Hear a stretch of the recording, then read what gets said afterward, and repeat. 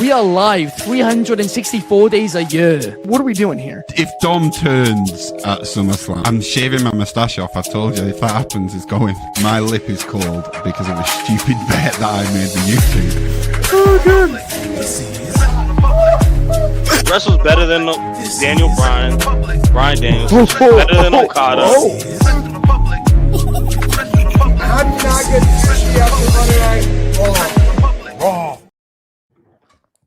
Good evening from Swansea, South Wales, wrestling fans. I'm your host, Ben Allison, and you are watching Wrestling Republic's daily broadcast on Wednesday, October 22nd, 2025. And we are going to be talking all the news in professional wrestling, including whether or not Drew McIntyre should dethrone Cody Rhodes as Saturday night's main event in just a couple of weeks' time. In addition to that, we are also going to be doing Mount Rushmore of overrated wrestlers. Don't know why that was a tongue twister, but for some reason it was. Please save me out of the gates, Clark Taylor. How are you today, Clark? I'm stoked to be here. Absolutely. I had a blast last night at United Wrestling Network in Irvine. It was awesome. Monster shout out to Eric and Brandon. We had a good time. Can't wait to get into today's show. We got a lot of great topics. And of course, a little Mount Rushmore at the end. Overrated wrestlers is going to be fun because, people already know some of my picks. Absolutely. It's going to be controversial. The Instagram comments are going to be hating on us. There's no doubt about that.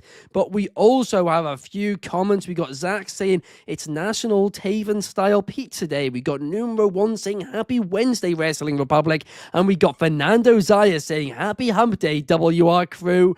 Happy Wednesday to all of you as well. But also happy Wednesday to our third panelist today, Ant University. How are you, Ant?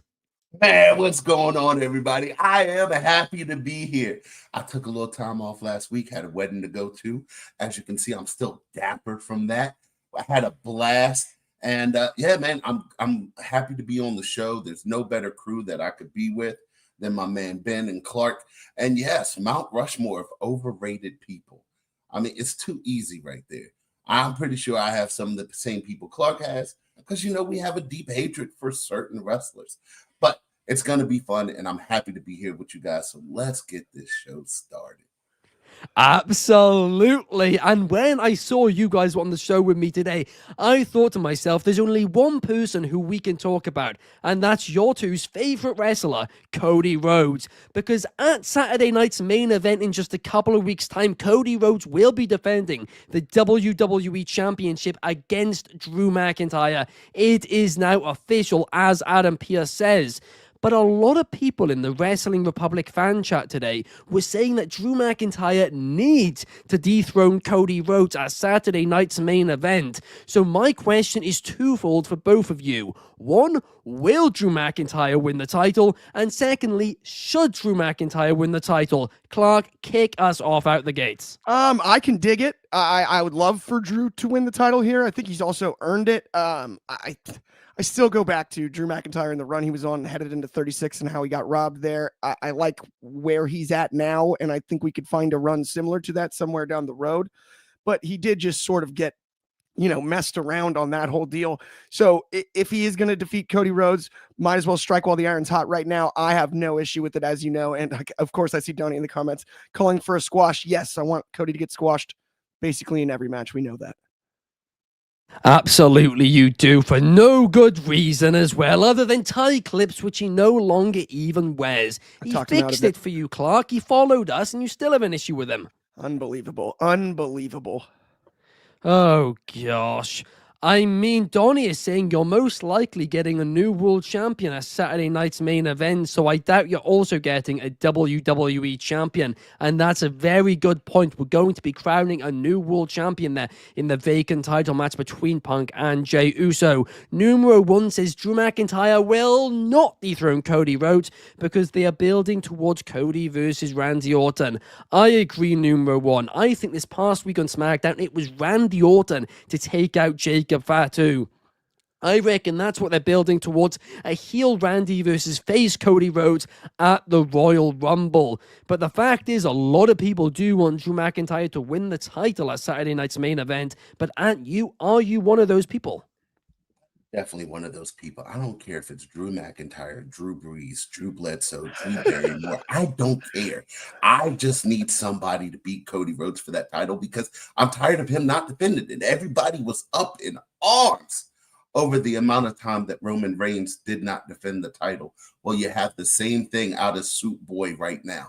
So I hope we get somebody that's a full-timer, that's not running off doing movies, that's not doing stuff. And I feel that Drew McIntyre could be a really good just representative of that World Heavyweight Champion, the big belt, right? Not the B show belt, but the big belt. You know, you got two nobodies wrestling for the B show belt, you know, but no, it needs to be someone respectable. And I feel Drew McIntyre can be that guy. Wow. It's got to be Barrymore. Barrymore got me so good. That's unbelievable. I mean, Donnie's saying the fewer number of defenses is a conscious choice by the company. It's not something that will change with a new champion. I mean, absolutely, that's the booking. It's not Cody's fault for this. You guys are blaming Cody for stuff that's not him. Everything's Cody's fault, Ben. I don't know if you're aware of that. Everything is Cody's fault. It's Cody's fault. Cody's fault that Seth got hurt. It's Cody's fault. All of it, pretty much. Maybe he pitched the spot, in which case it would be. He organized the ESPN deal. He moved Raw over to Netflix. All of it is his fault. It was his call for the Cena heel turn. It's all Cody. And also, I can't overlook what you said, Ant, for a second, because numero one is pointing out too. Did you just call Drew McIntyre a nobody as well? No, I said Jey Uso and CM Punk, the B show belts. CM Punk's a nobody. What? Yeah. Dude, what do you not know? This is just nonsense. Why are you looking flabbergasted? Why are you looking flabbergasted? Never heard He's of one him. of the biggest draws in this industry. He's His an wife AEW is legend. one of the biggest draws in the industry. I mean, she's a draw too, but I mean, she's not CM Punk either. And I'm a big fan of AJ Lee, as you guys know, but no way. No way. DCX Warlord now. This is the issue with you guys, right? Because our commenters, our loyal commenters, see this, they buy into your propaganda, they then go into our comments, they go into other people's comments as well, and start spreading hate about his neck tattoo, about his tie clips, all of this. It's all about spreading awareness, Ben. All about spreading awareness. This man showed up on TV last Friday to wrestle Drew McIntyre in his suit where his shoes didn't even match his belt. What are we doing here? What was he thinking? What are we doing? Did he miss Pac? I mean, Miss Pac-Man? Was his wife not available to come along with him to get him dressed? What was he thinking? To be fair, I can't complain about that. That is a good point, but I think that's where the good points really end. But the other question, which we do have to get into as well, is should Drew McIntyre have already defeated Cody? Because in my opinion, if you are going to do this title change, you should have done it at WrestlePalooza, the first PLE on ESPN, a shock title change. And at that point, then you could have done the rematch here and had Cody win it back, because Cody is going to undoubtedly be going into WrestleMania season as the champion. But at least that way you could have given Drew a reign. It might have made sense at Palooza. I actually would probably agree with that. Timing-wise, Palooza would have worked better, especially given the way, I mean, WrestlePalooza still I have like a bad taste in my mouth.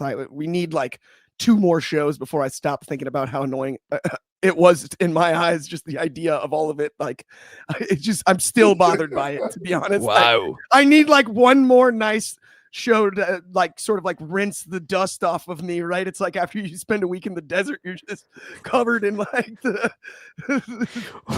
dirt. Takes more than one shower to get fully clean. I still think people were a little, I mean, it wasn't a great show. It was not as good as it should have been. And the surprises they teased were nowhere near good enough. But like outside of the result of Lesnar beating Cody, I don't think it was a bad show even now. I just don't think it was the great show everybody was expecting. Can I use one of your, with your permission, may I use one of your British words, Ben? Go for it. That shite show was terrible. I believe, like, there did not deserve to be a title change on that show. You know, it was put together to combat AEW, and it was put together quickly and terribly. All the hoopla around it was just so frustrating. I think that's what made it so disappointing to me. Right? It just was like it wasn't even, if you just took the show like out of context, I don't think I would even be that upset. But like in the context, the timing of it, all of the ESPN, the AEW counter programming, all that goes into that. Brock's return, Cena, the timing of it being around when we start to figure out that Cena's running out of dates, that they ran out of dates. They whiffed that. Like all of that coupled together to just leave a bad taste about that show in my mouth. Like it's just disappointing. I can't argue on the Cena Lesnar stuff. That sucked. It's like I'm not mad. I'm disappointed. You know what I mean? And a lot of people were mad as well, including ESPN's reviewer himself. Oh, that was Jonathan Hood. He's a really good writer. Monster shout out. Actually, I've been reading his stuff forever. Or was it Jonathan Hood or was it? I want to be honest. I don't think it was, Clark. What was it? Hood or was it? Because I know the name, and I don't think that was the name. It's a good ESPN writer too, though. Oh, I forget. Oh, I want to give credit where it's due later. We'll figure that out later. Well, I mean, we got to figure it out right now. I don't hate. It wasn't Hood. I don't hate Palooza because it was counter programmed to AEW. I hate Palooza because it was filled with old people. It was filled with no people of color, and it was just filled with it was just trashly put together. AJ Lee was the best part of the show. Oh, was it Andreas Hale that wrote the article? Yeah, it was. Yeah, that's exactly who it was. I apologize. Sorry about that. But aren't you? To be fair, that's a really good point you make. It truly is. It did feel rushly put together. I mean, look, PLEs at the minute, I do think they've had a bad stretch up until Crown Jewel, but hopefully that's the start of the bounce back, because ever since, I'm going to be honest, guys, and I said this the other day, I think the product has gotten better in the last few weeks. I think both Raw and SmackDown have become a lot more must-watch, and I think a big reason for that is they have just been less repetitive. The shows for months, pretty much every segment on a show felt like it was filler, and you're going to always have some stuff that is filler, but pretty much all of it felt filler, and that was the issue. But now segments are starting to improve. They're starting to have more at stake, and that has improved it, in my opinion. So I feel like Raw and SmackDown are finally starting to catch up with NXT, right? And I love the NXT. Like, I'm represented on NXT. I'm sorry, I hate to be this guy. I'm represented. Halloween Havoc is the 4th in a row all African-American main event on NXT. How can you not love that? That is awesome. I love it. Now, I hate to call out Ricky Saints as being African-American, but he's got a little bit in him, so it counts. I mean, that's a great point. I mean, for other reasons, for whatever reason, Clark and Shard are absolutely hating on NXT right now. So when you said that for a second, I was shocked. The main event scene has actually been probably the highlight of it. I would actually agree with you on that one. Just I've been complaining about just the week-to-week product. It just seems stagnant at times. In like the first hour, you said the main event scene was non-existent like a week ago. Okay, the main event scene was non-existent. The last few that have been full African-American main events has been awesome. No, you're outside of that point. We are talking outside of that point to clarify you. Yeah. And I would just like to say, as a disclaimer, I am not a race baitist. I am not sitting here and I will not, I'm not saying, Triple H is doing anything wrong. For me and the product that they're putting out, I feel way more represented on NXT and I love watching it. For sure. That's good. And representation is so important. I mean, we've spoken about this for, years and years and years now. And the fact that even WWE spoke about that for years and years and years, and now aren't doing what they spoke about for years and years, it is strange. I will say that. It really, really is. You can talk the talk, but if you walk the walk, the talk means nothing. And that is kind of how it is feeling on the main roster as of late. But guys, up next, we need to talk about two people who could be going to the main roster in the very near future. Because yesterday on Busted Open Radio, what did I say? Busted Open Radio. You actually I did say it right. That was funny. You checked yourself, but I was like, that was I checked myself and I said it right. Well, anyway. You short-circuited me because I was going to try to help you out to correct you because you gave the face, what did I just say? And I'm like, no, you said it right. I'm having a mare of a day, guys. But Tony Khan, during interviews on Busted Open Radio and also in New York yesterday, was asked about Chris Jericho and Britt Baker and their current statuses in AEW. And as always, he kind of gives the same answer he always gives, that he loves both of them and he really wants them both to be back with the promotion and he hopes they're there for a very long time. Now, every time Tony Khan says something like this, my head immediately goes, you're the booker, you can book them, it's your decision, they are under contract, you know, you're the one who's made this decision not to put them on TV. But anyway, what I presume is happening here is Tony Khan does not want to put them on TV until they sign extensions on new deals because he doesn't want to give them momentum before they leave. I presume that's what's happening here. But Clark, the question I want to ask you is both their deals are coming up in the very near future. Do you think they should both go to WWE or one of them should or neither of them should? What's your thoughts on this one? I think of the two, Jericho logically makes the most sense for going to WWE now. I think he kind of did all he could in AEW, given his time. He left a great mark. He left it better than he found it. I appreciate what he did in AEW, and I think a WWE return makes the most sense. With Britt Baker, it's a little bit different for me. Dr. Britt had such an awesome initial run in AEW. I would really actually love to see her sort of come back.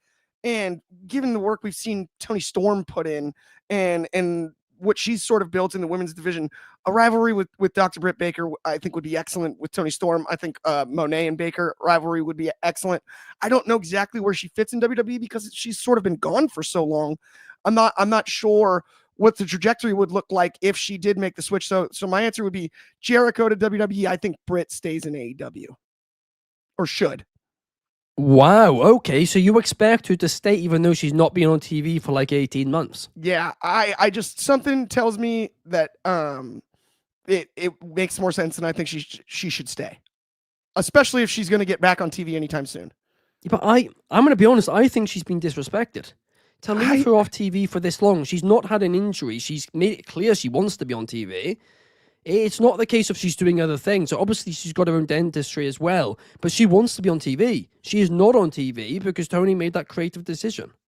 Yeah, it's interesting, the reasoning behind it, because like you can't really argue with it. It's not like, oh, does she have an undisclosed injury, right? Is she trying to focus on dentistry, right? You know what I mean? Like, well, she said she's made so many hints she wants to be on TV. That's my point. She misses it. So that makes the answer more difficult because obviously that, you know, on paper sounds like, oh, shoot. I do think, and I see Donnie in the comments mentioning maybe a stint in NXT to sort of rehab her reputation a little bit. I think she can rehab reputation stuff on AEW television as well. I'm not sure that that's necessarily worse for her than NXT. I think if she makes a full-time return to AEW TV and you feature her often on Dynamite and Collision, she's sort of right back in the main event scene. I don't know if that's the case in NXT out of the gate. I don't know if she is. I mean, like, she would be. She'd be like maybe the biggest star there immediately. Upper mid card, I would say, but I don't know if they put her ahead of Blake Monroe or you know, Mariah May. I don't know if they put her ahead of a few of the stars that I think are going to get called up soon anyway from the women's division. So maybe just a little bit of waiting time. But I personally just still feel like if she's pending, obviously her getting booked and put back on television, in my eyes, AEW is still the better fit. It's not the better fit if they don't let her work, Ben. Well, of course, that. But if in a perfect world, if she's getting booked on both, and I'm just choosing between the two, I think she's still a better fit for AEW as of right now. Here's the thing. Podcast Scripter says this, and this is where I will agree with him. Britt was the AEW Women's Division between 2019 and 2022, and it is disrespectful what's happened now. Now, of course, like Donnie's saying, there's, you know, rumors about backstage issues, of course, on that reality TV show they did, or the backstage thing, whatever you want to call it. Favors. I mean, it made her look terrible. But the question here is, was that a kayfabe thing, or was that real? Or did they trick people into thinking it was real, but it was actually kayfabe? I don't know. But what I do know is she's not there. And she put in the work for so long. So, to be honest, if I was her, I don't care what the offer is. I would leave because you have been done dirty. Yeah, that's fair. I understand that logic too, especially considering just how great she was 19 to 22. I also think they're like some of Britt's most iconic moments and matches are, those really bloody, violent brawls with Yeah. Thunder Rosa, and I don't want that to go away. I don't want But that to go away. If we're gonna get But Britt that's what I Baker mean. back, She deserves yeah. praise for it, and she hasn't been. She's basically been exiled for a year. Yeah, it's brutal. I mean, Donnie says he thinks the stuff on that reality TV show was very real. Fernando says both Jericho and Britt should go to WWE. Podcast Scripter says Britt was a victim of the new toys narrative in AEW. And Ian McWilliams says Jericho has done everything in AEW. He needs one more run in WWE. Britt has been replaced in AEW by Monet. If she wants to be the top star of women's wrestling, she's got to go to WWE. Hot take, guys, before we move on, but I'm going to say this very quickly. No matter where she goes, if she stays in AEW, goes to WWE, I don't think she's getting back to 2021 Britt Baker. I think that's her peak. Yeah, not anytime I'd like soon. to say one. Go for it. One small thing. Chris Jericho debuted in wrestling in 1990. That's 35 years ago. Long time. I love Chris Jericho. I used to use Chris Jericho back in the old video games where he would do the lion salt and he would put his foot on your chest and yell "pin him" when he went to pin. And I have such a soft spot in my heart for Chris Jericho. I don't want to see him come back to WWE and look terrible. That's fine. Wow. That would actually be frustrating. Out of respect for Chris Jericho, the person. I'll not say to this, say he though. would.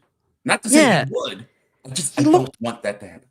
He looked like not amazing, but he looked for his age. Actually, to be honest, for his age, he's looked better than anybody I've actually ever seen during his last run in AEW. And of course, it's been a few months since then, since he last competed. But even still, I reckon as long as it's like a 6 month to a year retirement tour, which I think it would be, I think he'd do fine. And I think personally, I'd like to see him end his career in WWE. But then I know, Clark, you said the other day you want him to end his career in AEW. Just be the flag bearer. I think that'd be cool, right? Cody kind of had that chance and was going to be that guy. And then after he made the move, somebody can be that guy. If anyone's going to be, it's going to be Jericho. So that's the only reason I say that. Fair enough. Well, guys, let's move on now, because before we move on, I need to talk to you guys about what's going on at Wrestling Republic this week. Because if you haven't checked out the weekly podcast from Monday, check it out. It gets heated, and it's maybe my favorite episode which we have done so far. Also yesterday, Allison Analysis were my 5 key findings from this week in pro wrestling. That was a fun one as well. And tomorrow, me and Des are going to be ranking our top 10 wrestlers under 30. Check that out. And on Friday, we have the Wrestling Republic's daily broadcast, top 5 takes of the week. Also, I want to quickly direct your eyes as well on the schedule to Sunday, because on Sunday, me, Clark, and Des are going to be drafting the 2007 rosters, including 4 picks from outside the WWE. That show is certainly going to live up to the name of Sunday Fun Day. But up next, guys, we need to talk a little bit about Samantha Irvine, because she took to social media yesterday to announce it has been a year since she was released or decided to leave WWE. They came to terms on her leaving the company. But despite it already being a year, she already has, or still has, another year left on her non-compete clause, meaning her non-compete clause was 2 years. Now, the rumored thing is she came up with she made an agreement with WWE to agree a deal to allow her to leave, and that's why this non-compete is so long. So that's important to say. It's not like she was fired or anything like that, right? This was an agreement she agreed to.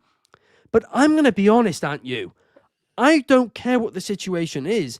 I don't think 2-year non-compete clauses should even be legal in this context. Unpaid, it makes zero sense to me. So I'm going to say this, right?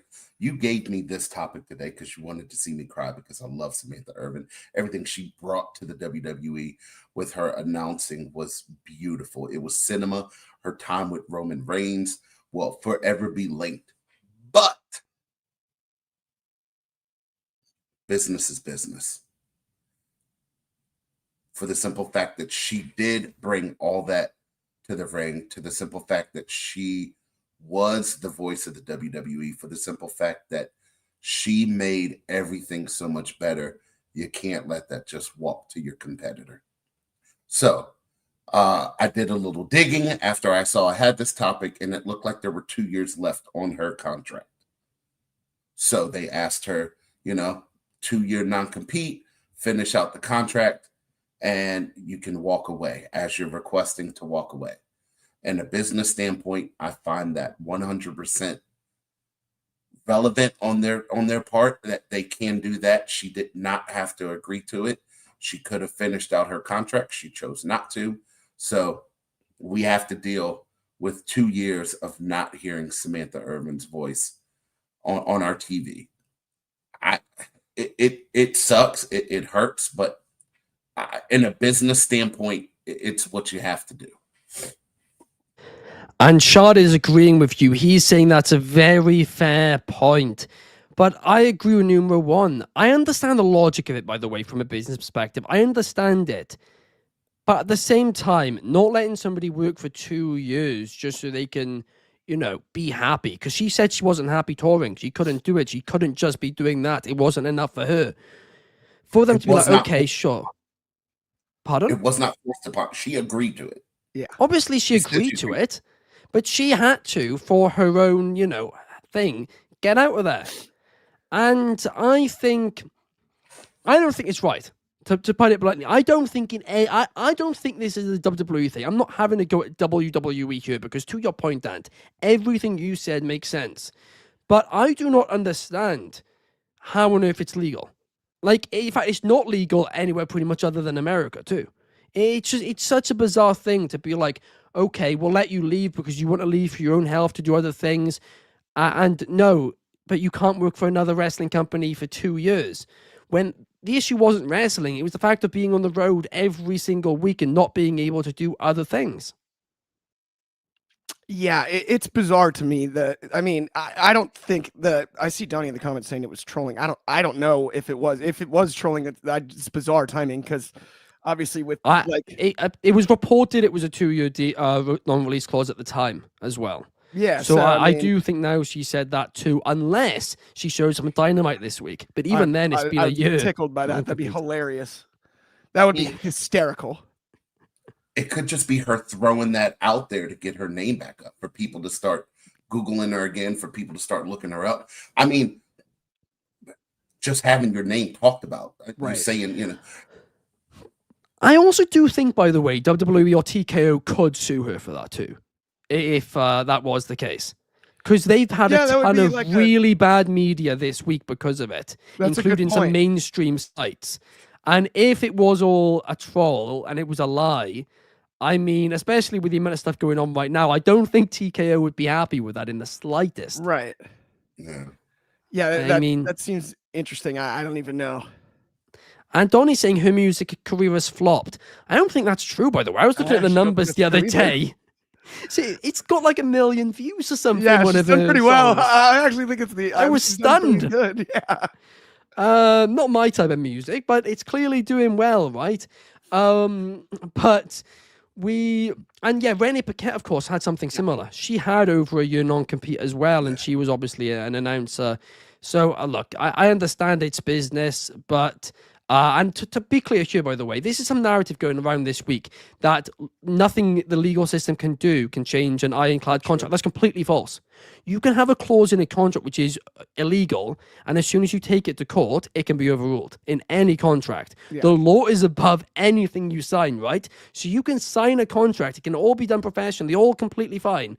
But that does not mean anything if any bit of that contract is illegal. And there's illegal clauses in a lot of contracts because people also know that if you're then to challenge them, that takes up a lot of time too. So more often than not, people don't challenge. There's literally like a whole section of lawyers called contract lawyers because of that. It's like one of the most complicated. There's specific law schools good for contract law.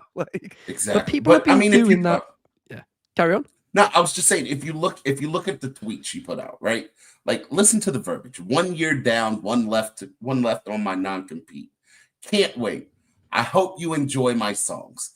right? She didn't have to put the non-compete stuff in there first. It could just be, hey guys, I hope you enjoy my songs. In the meantime, and don't look back on my memories fondly as I do, right? She didn't have to put in there about the non-compete. I think that was just put in to get the conversations going. Like we're talking about it right now. I agree. I agree, and it's a smart thing to do. But I also just think it's a bad thing to have for that clause to be legal, regardless. Because if you want to leave, because also by the way, she was told when she signed that deal that she was going to get more opportunities outside of announcing too. I mean, so she was misled in contract negotiations too. The other thought process there too on like the reasoning that she wouldn't necessarily fight it for the year is it may cost just as much to fight it, and by the time that it would be overruled, it's just expired anyway, and so she has other stuff going on. She may not want to take that much time. Going to court is not like a breeze. It's not like you go and then you have like a snack at 10 o'clock and then everybody sings songs and then at the end they're like, hey, you won or lost. No, it's not fun. Like court isn't fun. And like litigation isn't fun. So if you don't want to deal with that kind of stuff and you have the means to not do it, I can understand just waiting the time out. That's logical. For the people that question like why you would, that is the answer.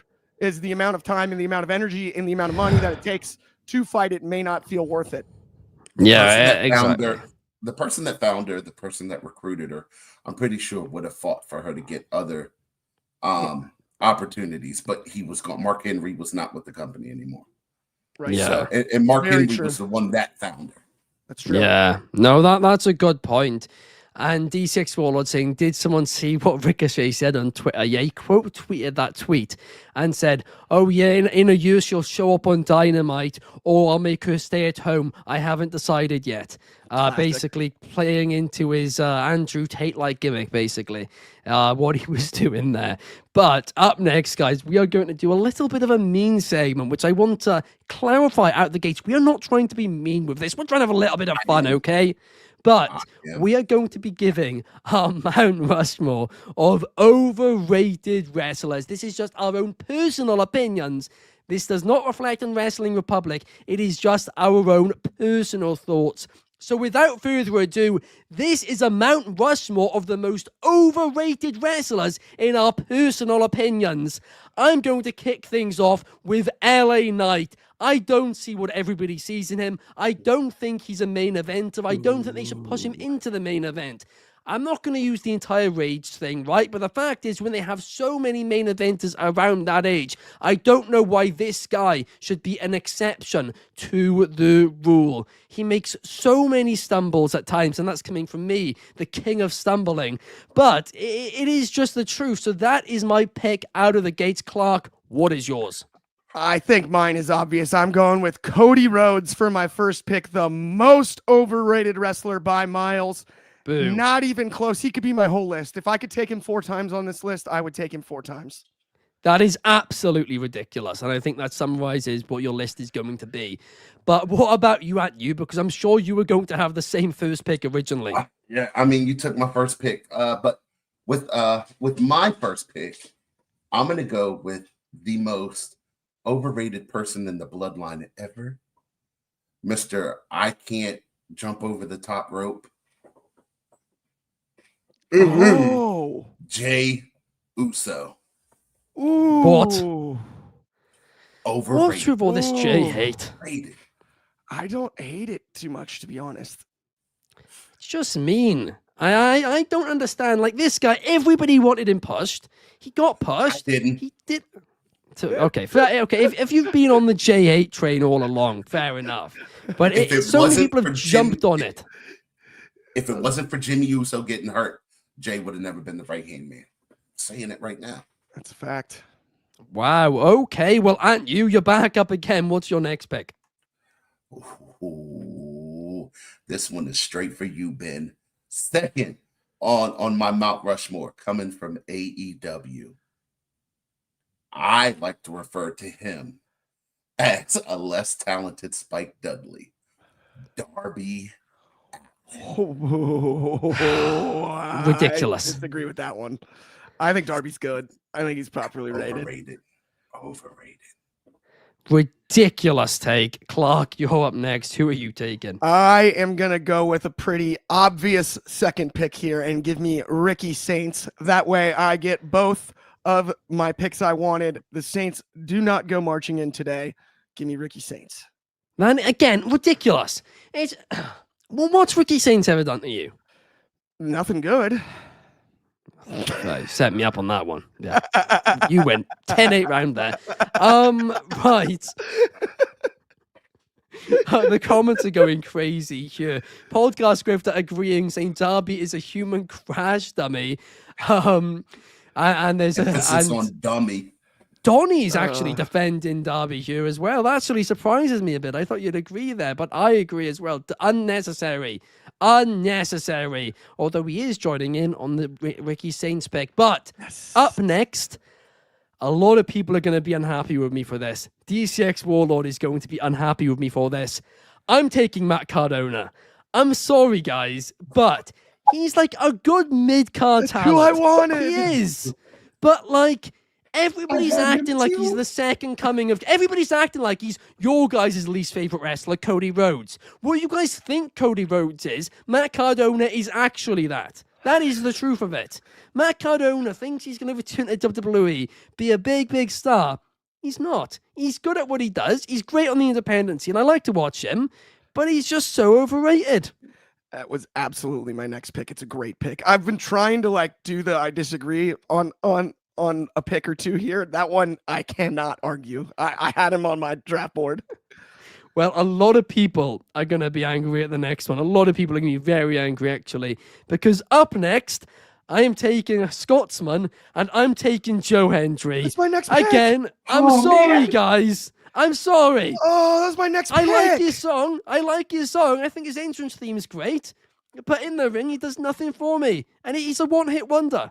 He is a one-hit wonder. That is so frustrating because you took that was my backup plan for Cardona. Now I'm like scrambling, looking for different names to who am I going to go with here.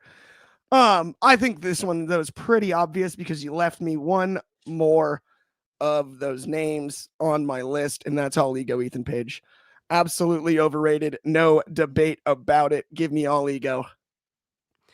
Oh gosh. Well, yeah. I mean, I'm going to be honest, Clark. I actually don't disagree with that one. Right?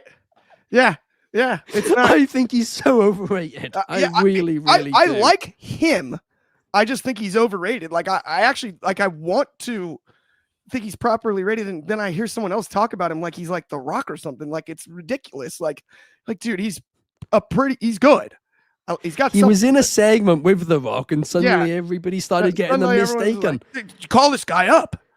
Like, Shard said he is not a one-hit wonder. He's got some good stuff music-wise. To be clarified, I meant that as a pun in terms of all he is like an entrance a song or say his name and he appears. He's not actually any good. Like, not any good. I don't want to say that, but he's not anything special in the ring. He does have great songs. I've been listening to them when nobody knew about Joe Hendry. I've been literally watching this man since 2015 or 2016. So I've been watching him longer than anybody else, and he's just not changed the entire time. He dyed his hair blonde, and that did good for him. But that was it. He basically did a Cody Rhodes. And you, what are you taking? Yeah, so I was gonna name someone, but then Shad had to put in the comments my quarterback's name, and so I don't appreciate that. So my next pick is going to be the most overrated woman in the Four Horsewomen, Mrs. Eccentric amount of belts herself, Mercedes Moné. Oh, that's outrageous. That is outrageous. No. She's the worst one out of the group. Terrible pick. She's a gimmick. That's brutal. She's a gimmick. She's a I'm the fantastic boss. wrestler. I'm Top the 3 CEO. women's wrestlers. No. Top 4. No, dude, she got Outrageous pick. Outrageous. Clark. Not Clark. It's at you again. At you. What is your final pick? Does it have to be a current wrestler? No. Nah. Okay. I don't care. I'm going Kurt Wrestler. CM Punk. What? CM Punk. This is getting ridiculous. I love it. I wish Jungle Boy would just show up and beat him up. Yes, with glass, tons of glass. Jungle Boy would have been a better pick than CM Real Punk. glass. Or plexiglass, because that stuff breaks even sharper sometimes. Oh, DCX Warlord. I thought we were friends. I can't believe the last person he put on this list. He's mentioned Trick Williams, and he was not happy with that one. No. I had to clutch my pearls on that one. We can't have that. Do you know, somebody wrote me an email today. People do this all the time, by the way. They email the Wrestling Republic email with just wrestling takes. And it's like, I don't know why you're doing this. And they're just outrageous every time, too. They're just crazy. Somebody wrote me an email saying that they think Trick Williams really doesn't care about wrestling and that Ricky Saints' promo was all true. Okay, the funniest thing in the world about that is, like, all I can think is they go on social media and they see somebody says something on our page, whatever. They obviously follow us somehow. And they're like, no. Not the comment section, which is specifically set up for you to express those thoughts. I need to sit down and type this out via email so that they for sure hear this, because they must need to know. That's outstanding. Hang on, honey. I'm writing an email to Wrestling Republic again. That's all I can picture. They give me a good laugh. They give me a good laugh. Right, Clark, who is your final pick? Oh, my final pick is an interesting one. I'm taking Logan Paul, and here's why. It's now time that we compare him to other wrestlers and don't do, it's amazing how fast he learned and all of this stuff, because he still gets carried by the veteran wrestler in the ring every single time he goes out. He's been around long enough. He's calling himself a full-time WWE superstar. He's considering himself a wrestler. Now we have to compare him on equal footing to other wrestlers, and that makes him overrated. Jelly Do you know Bowl what? on a better performance than Logan Paul had. Yep. Oh, that's ridiculous. Okay, now that's ridiculous. I was about to say I agree until that just ludicrous statement came in. Absolutely ridiculous. Right. Okay. For my final pick, guys, I have to do it. I have to include one name on this list of who supports a certain club I really don't like. So last, but certainly not least, Finn Balor, just because he supports Tottenham. Just because he supports Tottenham. Are better than yours. I can't believe you say that. That is ludicrous. Prince Devitt? No. Yes, because he supports too Tottenham. much. No, he's not. That's just wrong. He supports Tottenham. It's his fault. It's his own doing. Oh, this is a soccer thing. Okay, never mind. I clarified that like 30 seconds ago. I know. I was trying not to. Ben Davis is calling the cops. I will not. Anybody who is a Tottenham fan will never get any praise from me because they are scum of the earth. They are the dirt underneath my shoe. They are the toilet paper I wipe my bum with. That's what they are. And that's what Finn Balor is. Isn't that the note from The Little Rascals, the movie? You're the scum between my toes. I have no idea what that movie is, It's Clark. the one that they write on behalf of Alfalfa. Oh, you got to see that movie. It's a great flick. I think that might be before my generation. It's like 1990s, but it's a classic. Whoopi Goldberg. That is before I was born. But that does bring us, guys, to the end of the show. Eva Marie, it says number one. The thing about Eva Marie is she was like, everybody hated her at the time. You can't be underrated if everybody hates you too. And Nathan Fraser, lucky because he supports Tottenham too. He's lucky to be out of there. But that does, guys, bring us to the end of the video. Thank you, Clark. Thank you, Aunt You. It's been a fun one. And a special thank you to everybody in the comment section. We will be back same time, same place tomorrow.